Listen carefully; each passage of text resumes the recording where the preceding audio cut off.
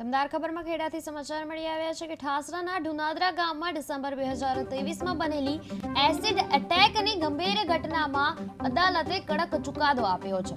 નજીવી તકરાર દરમિયાન સપનાબેન ગુણવંતસિંહ ઝાલાએ એસિડ ફેંકતા 3 લોકો ગંભીર રીતે દાઝ્યા હતા। આ મામલે નડિયાદની 6ઠ્ઠી એડી જજ આર.જે. મીરાણીની કોર્ટમાં આ સુનાવણી ચાલી હતી અને બાદ મહિલા આરોપીને 5 વર્ષની કેદ તથા ₹11,000 દંડની સજા ફટકારવામાં આવી છે, જેના કારણે વિસ્તારમાં કાયદાનો કડક સંદેશો પહોંચી ગયો છે।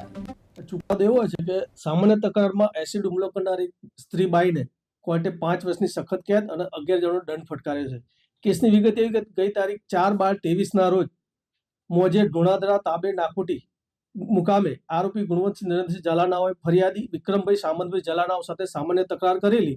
એની બોલાચાલીના કારણે આરોપી ગુણવંતસિંહ છે એમની પત્ની સપનાબેન કરીને હતા, એ તરત જ પાછળ એસિડનું ડબલું લઈને એસિડ ફરિયાદી ઉપર નાખેલું। એના કારણે ફરિયાદીના શરીર પર તથા અન્ય ભાગે એસિડના ડાઘ પડવાના કારણે ઈજા પામેલી અને જોડે એમની પાસે એમનો દીકરો અને ભત્રીજો ઉભા હતા કરણ અને હિતેશ કરીને, એમને પણ આ એસિડ દાઝવાના કારણે દાઝેલા અને તેમને સારવાર લીધેલી।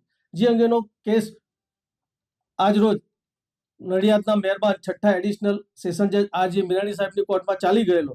જે કિસ્સાના કામે આરોપીનાનો સપનાબેનનાઓને ઈપી કોલમ 326B ના ગુનાના કામે 5 વર્ષની સખત કેદની સજા તથા ₹11,000નો દંડની રકમમાંથી 5,000 ફરિયાદી વિક્રમભાઈને અને સાહેદ કરણભાઈને 5,000 વળતર પેટે ચૂકવવાનો હુકમ